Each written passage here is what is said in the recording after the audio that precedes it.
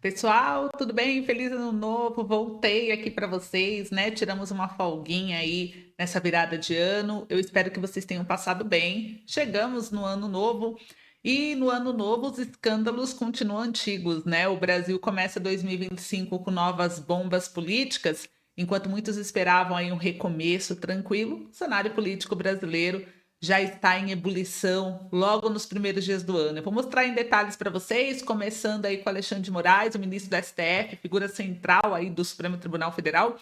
Ele está de olho no furacão com novas acusações que prometem abalar ainda mais a confiança da população na mais alta corte do país. Até a imprensa internacional, gente, decidiu levantar o tom, questionando abertamente a alteração do STF.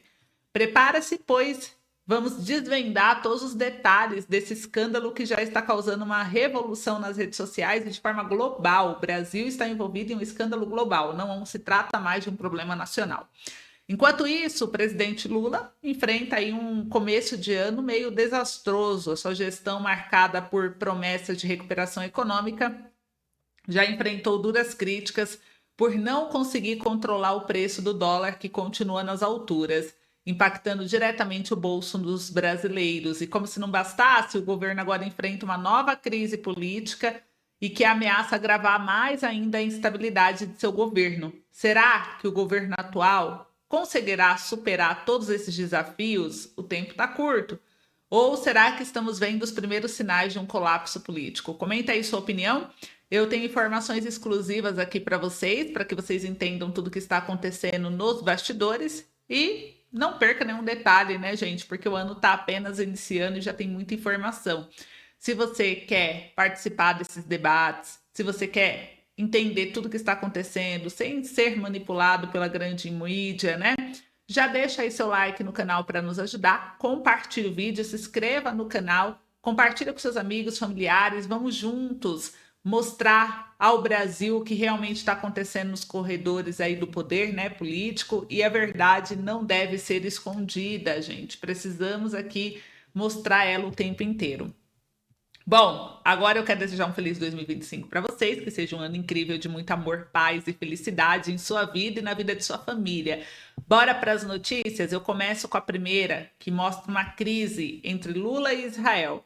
E o Brasil abriu investigações contra o soldado que criticou Lula. E o Brasil por apoiar terroristas e ampliou ainda mais a crise. Só para vocês verem aqui, deixa eu compartilhar minha tela com vocês, porque vocês vão ver a matéria junto comigo. Olha só essa matéria, gente. Aqui mostra que ministro de Israel critica governo Lula após investigação contra soldado. Em carta a Eduardo Bolsonaro, o Chikli, né? Eu acho que é assim que pronuncia, peço desculpa se a pronúncia estiver errada. Ele comanda a pasta que lida com a diáspora israelense e acusou o Brasil de perseguição. O ministro de Assuntos da Diáspora e Combate ao Antissemitismo de Israel publicou uma carta com críticas ao governo Lula após uma ordem de investigação da justiça brasileira contra um soldado israelense em férias no Brasil. Em carta endereçada ao deputado federal Eduardo Bolsonaro, o ministro falou em perseguição contra os israelenses no Brasil pelo governo Lula, o fato de que o judiciário brasileiro, com apoio do presidente Lula, se envolva com indivíduos com visões tão extremas, especialmente enquanto nos aproximados, né, do aniversário número 80 da libertação aqui, é uma vergonha para o povo brasileiro.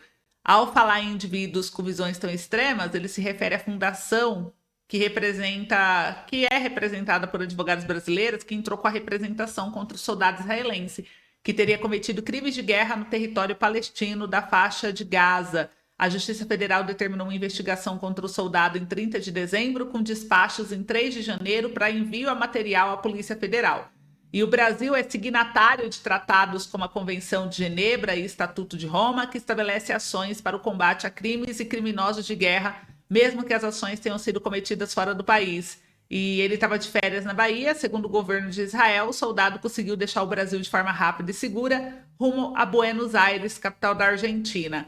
Após a repercussão do caso, o Ministério das Relações Exteriores de Israel emitiu um alerta a israelenses sobre post nas redes sociais Elementos anti-israelenses podem explorar essas publicações para iniciar procedimentos legais infundados, afirmou em nota. E em sua carta a Eduardo Bolsonaro, ele disse estar confiante de que a maioria dos brasileiros se opõe às ações do governo Lula, que mancharão para sempre a história orgulhosa da nação. Consideremos o povo brasileiro aliado na luta global contra o terrorismo, o antissemitismo e a deslegitimização. Nossa, gente, só palavras difíceis. Deslegitimação de Israel, acrescentou. Então, a CNN procurou o Palácio do Planalto, Itamaraty, para comentar as acusações do ministro israelense, mas não recebeu retorno. Então, para vocês verem aí o que está acontecendo por trás dos bastidores, eu quero saber sua opinião. Enquanto isso, uma outra notícia aqui também que eu quero compartilhar com vocês, gente, olha só, mostra aqui uma outra informação que é sobre essa matéria que ela é bem importante também, que é sobre Lula. Quer mudanças e aliados defendem reforma ministerial para ampliar base no Congresso e apoio para 2026. Esse tema aqui ele é muito importante, eu quero falar sobre ele aqui com vocês, porque o Lula deve gastar mais ainda com o Centrão e o nosso dinheiro, o dinheiro público em comunicação. E uma coisa que ele é ruim, né? É muito ruim o governo petista em comunicação. E aqui mostra a intenção. O presidente já sinalizou que deseja fazer correções na comunicação do governo, área de responsabilidade da SECOM e trocas na justiça e na defesa também estão em discussão. Então, gente, aqui mostra a matéria, né, que auxiliares diretos e políticos de partidos que apoiam o Lula abriram o ano com a expectativa de uma reforma ministerial. O petista deu início no final de 2024 às discussões, segundo a matéria, em consequência, as especulações para definir a equipe que comandará o primeiro escalão do governo na metade final desse mandato. E até o momento, o presidente não anunciou quais mudanças quer fazer esse ano no comando dos ministérios. Então, mas ele já afirmou que pretende fazer ajustes, tem recebido recados de partidos aliados que desejam mais espaço de poder e controle do orçamento dentro do governo. E aliados do presidente acreditam que as trocas possam ser definidas até fevereiro, após o fim do recesso parlamentar do Congresso Nacional, e, contudo, não arriscam cravar data, já que o presidente demonstra nesse mandato que não gosta de ser pressionado e costuma postergar decisões desse tipo. Então, por hora, segundo interlocutores, Lula avalia possibilidades e colhe impressões a respeito dos impactos de alteração que visam fortalecer a base do governo na Câmara dos Deputados e Senado, atrair partidos para a chapa do PT nas eleições de 2026, onde Lula pode disputar a reeleição, e melhorar a execução de projetos e programas do governo federal. Dentro da área de comunicação, a mudança que aliados de Lula consideram mais próxima de se concretizar é na Secretaria de Comunicação da Presidência, responsável pela assessoria de imprensa, redes sociais e publicidade do governo. O presidente já anunciou que deseja corrigir problemas na comunicação e pode substituir Paulo Pimenta por Sidônio Palmeira, marqueteiro da campanha do petista em 2022. Então a gente vai acompanhar, mas se preparem porque a porta de gastos continua a se abrir dentro desse desgoverno. Enquanto isso, gente, olha só o que acontece também. Eu vou resumir para você tudo que está acontecendo aqui de mais polêmico. Enquanto Lula passa, né, enquanto Lula está passando por esses momentos meio críticos dentro de sua gestão, ele assume Maduro, né, como ditador da Venezuela, porque ele mandou um representante. O governo, o Lula, ele vai enviar um representante ao país. O Milei recebeu um opositor na capital da Argentina e foi aplaudido. Então, enquanto Lula vai enviar um representante do Brasil para assumir aí Maduro como presidente, o Milei, né, ele vem fazendo um trabalho excepcional e sendo elogiado em todo o mundo. Olha só o que aconteceu, vou mostrar aqui para vocês. Multidão aplaude opositor de Maduro e Milei em Buenos Aires. Então, Edmundo Gonzalez e o presidente da Argentina se reuniram no sábado, 4 de janeiro, na Casa Rosada. O político diz que voltará à Venezuela, onde o governo oferece 100 mil por sua captura, e 100 mil dólares, né? E adversário eleitoral do presidente venezuelano Nicolás Maduro, Edmundo Gonzalez, chegou aí a Buenos Aires para um encontro com o presidente da Argentina. Então, vocês viram aí, gente, eles foram aplaudidos, né? Saiu aqui, ó, a matéria enorme, não vou ler ela inteira, mas só para vocês entenderem o que aconteceu. Enquanto Lula envia um representante do Brasil para a posse de Maduro, mostrando apoio ao ditador, o Milei não tem medo de dizer que é contra abertamente e que luta pela democracia. Para vocês verem a diferença entre quem luta de fato pela democracia, as ações são voltadas a isso. Quem não quer democracia de verdade tem as atitudes como a do Lula, que não fala abertamente, tem medo e ainda envia um representante, a vergonha, né, para o povo brasileiro em relação ao governo atual. Agora, eu quero mostrar para vocês sobre o STF, que mais uma vez, né, o centro aí das atenções, mostra mais uma situação crítica. Em 2022, Alexandre de Moraes e ministros mudaram a regra para fazer valer o voto de ministros aposentados, prejudicando os indicados por Bolsonaro, que foi o Cássio Nunes e André Mendonça. Agora eles querem mudar a regra de novo para ajudar os ministros de Lula, que é o Dino e o Zanin. Olha só quando a gente fala se isso não é perseguição, isso é o quê? É descarado. Eu tenho vergonha até de ler uma notícia dessa. Mas é o que está acontecendo, saiu na Folha de São Paulo. STF quer derrubar a regra anti-Mendonça e Cássio para liberar votos de Dino e Zanin. Então, o Supremo definiu em 2022, por causa do Bolsonaro, para tentar prejudicar o Bolsonaro, que posições de ministros aposentados continuariam válidas. Mas agora, Fux, Moraes e o Toffoli defendem revisão. Então, o STF pode rever uma regra definida há 2 anos que prevê manter a validade de votos deixados por ministros aposentados. Isso pode beneficiar, caso a ideia prospere, Cristiano Zanin e Flávio Dino, ambos indicados pelo presidente Lula. Hoje, com a regra de 2022, votos manifestados em julgamentos virtuais por magistrados que depois se aposentaram continuam valendo, caso haja pedido para que o tema seja apreciado no plenário presencial. Ao menos 2 ministros, Alexandre de Moraes e Luiz Fux, mudaram a visão sobre o tema e defendem agora que tudo comece do zero, o que dá margem para os ministros novatos emplacarem seus entendimentos no lugar dos votos dos aposentados.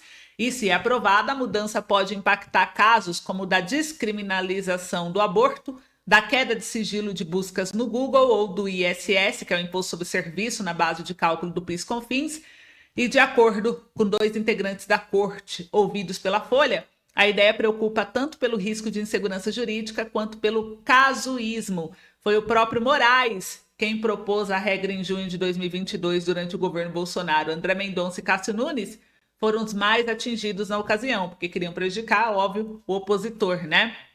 Eles foram indicados em 2020 e 2021 pelo então presidente, que alimentava tensões com ataques à corte. Os 2 foram recebidos com resistência, inclusive pelo colegiado. E em 2022, a corte discutia a revisão da vida toda sobre cálculos previdenciários em caso bastante aguardado do ano.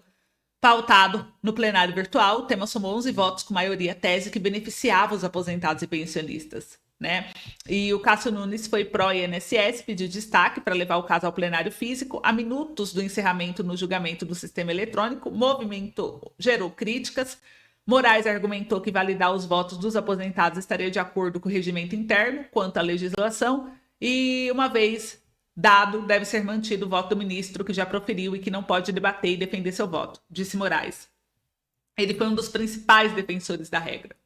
Agora ele quer mudar, olha que interessante, né? Agora que é para beneficiar o governo petista, eles querem mudar uma regra que eles mesmos definiram. O caso da revisão da vida toda foi o grande exemplo, né? O próprio STF, na época, decidiu a revisão da vida toda a favor dos aposentados. Entrou Lula, começou a dizer, não, mas isso vai quebrar o governo, porque é muito dinheiro, não tem como aprovar. Eles foram lá e mudaram uma regra que já estava validada, já estava com acordão publicado. Então, a insegurança jurídica no STF, na minha opinião, já existe. Eu quero saber de vocês. Agora eu vou trazer um outro assunto para mostrar para vocês ainda mais a gravidade de tudo isso.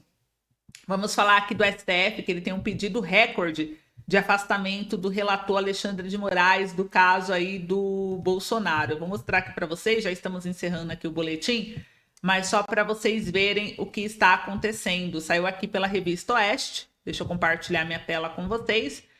Aqui mostra que o STF bate recorde de pedidos para afastar relator de processos em 2024. O principal alvo das solicitações foi o ministro Alexandre de Moraes, e o STF teve em 2024 um recorde das arguições de impedimento quando se tenta tirar um ministro da relatoria de um processo. Segundo a apuração do jornal O Globo, foram apresentados 107 pedidos, mais do que em toda a história da corte, entre 2007 e 2022, que foram protocoladas 63 ações desse tipo no total, né?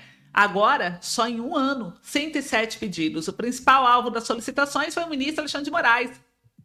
Dos 107 pedidos, 103, ou seja, 96% do total, foram contra o magistrado. Desses, 101 já foram negados, incluindo uma solicitação do ex-presidente Jair Bolsonaro. A maioria dos pedidos foi apresentada por réus da manifestação do dia 8 de janeiro. Os outros 4 pedidos de impedimento foram contra Flávio Dino. Um deles foi protocolado pelo influenciador Bruno Ayubi, conhecido como Monark, mas até hoje nunca houve nenhuma decisão favorável em uma arguição de impedimento. Mesmo usando trechos da lei, o STF insiste em negar, porque eles são a lei. Eles são maior que a lei, né? Eles se colocam assim. E aqui, gente, então mostra, né, a repercussão para vocês verem. E para encerrar o boletim e mostrar ainda as tensões, o jornal alemão fez uma reportagem crítica ao STF.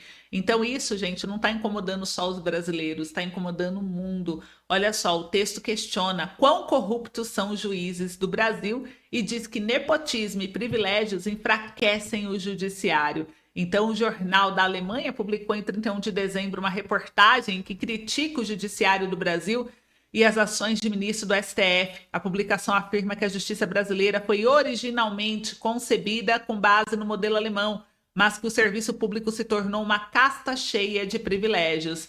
E o jornal questionou se o judiciário brasileiro precisava de um código de conduta e publicou uma declaração do ministro do Supremo, Alexandre de Moraes, dizendo que isso era algo completamente desnecessário, uma vez que os magistrados já se orientam pelo comportamento ético que a Constituição lhe prescreve, gente. A publicação declarou que o STF tem recentemente provado ser o garantidor da democracia no Brasil.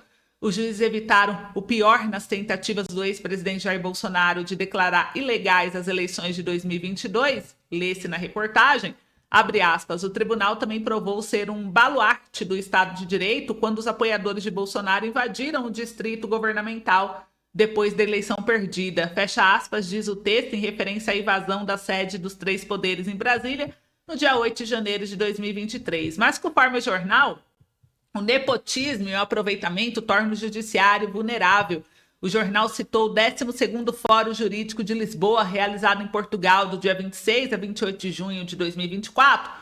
Um dos organizadores do evento é o IDP, Instituto Brasileiro de Ensino, Desenvolvimento e Pesquisa, que foi fundado pelo ministro do STF, Gilmar Mendes, pelo Procurador-Geral da República, Paulo Gonetti Branco, e pelo ex-Procurador-Geral da República, Inocêncio Mártires Coelho. Além do IDP, integra a organização LPL, da Faculdade de Direito da Universidade de Lisboa, e o Centro de Inovação, Administração e Pesquisa do Judiciário da FGV, Fundação Getúlio Vargas. Então, o evento, apelidado de Gilmar Palosa, né, reuniu na capital portuguesa juízes, procuradores, advogados, empresários e outros ministros do Supremo, como Alexandre de Moraes. O fórum também contou com a presença de políticos e autoridades como governadores, congressistas, ministros do governo Lula, o presidente da Câmara Arthur Lira, o presidente do Banco Central Campos Neto, e, por outras palavras, os juízes e procuradores são oficialmente convidados por aqueles que estão atualmente processando ou prestes a julgar. Então, olha isso, né? O jornal diz que o atual ministro da Justiça, Ricardo Lewandowski, achou completamente normal ter sido contratado como consultor jurídico pela Hold JF poucos dias depois de sua aposentadoria. Como integrante do STF, mesmo que a empresa tenha sido alvo constante de casos analisados pelo Supremo. Ela foi condenada a uma das penas mais altas da história judicial brasileira, que o STF anulou. E o jornal citou ainda o que seriam privilégios dos magistrados, como subsídios para moradia, alimentação, transporte, roupa, funeral, atendimento odontológico, ainda ter direito a 60 dias de férias por ano. Em vez de tirar férias, eles continuam trabalhando, então recebe o pagamento das férias mais o salário normal. Tudo isento de imposto, diz a reportagem. Muitos deles têm direito a 3 meses adicionais de férias, remuneradas a cada 5 anos. E a publicação também falou sobre os subterfúgios para que juízes e procuradores consigam ter salários acima do teto permitido, constantemente inventando novos subsídios especiais isentos de impostos. E sobre a Lava Jato, O jornal diz que quem busca entender a imagem duvidosa do judiciário brasileiro sempre se depara, como o caso da Operação Lava Jato. A partir de 2014, os advogados se beneficiaram da avalanche de processos judiciais contra seus clientes acusados de corrupção, afirma o jornal. No início, os juízes da capital Brasília apoiaram o trabalho das autoridades contra a corrupção, mas depois, nas primeiras confissões, os altos juízes também apareceram nas listas de destinatários dos empresários corruptos. Quando, de repente, eles próprios se tornaram alvo da investigação, eles bloquearam a operação. O Supremo Tribunal Federal rapidamente anulou os vereditos anteriores com argumentos frágeis e apesar de provas sólidas e confissões de todos os envolvidos. Então, conforme a publicação, os juízes, promotores e seus familiares se beneficiam porque a elite judiciária brasileira se conhece. Então, olha só que bomba saiu, gente, já no início desse ano. Eu quero saber a opinião de vocês, comentem aí para mim. Esse foi o vídeo de hoje. Se preparem, porque o ano está apenas começando, tem muita bomba ainda que vai estourar. E eu estarei aqui, se Deus quiser, para trazer tudo para vocês. Então, um beijo, até logo.